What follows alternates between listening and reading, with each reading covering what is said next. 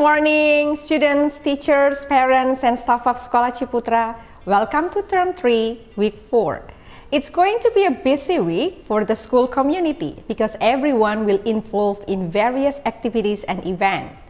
First of all, early year students will have the assembly on Friday at 9:30.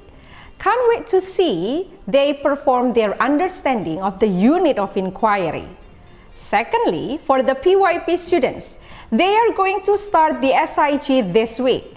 Please check the schedule and the venue through Toddle announcement. Next one is for high school students, especially if you are in grade 9 to 12. There will be an info session from the University of Rochester. Don't miss this opportunity.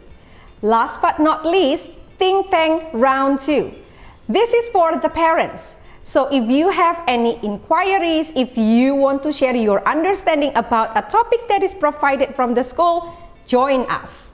So, it takes a village to raise a child, and it takes two to tango. So, education is not someone's responsibility.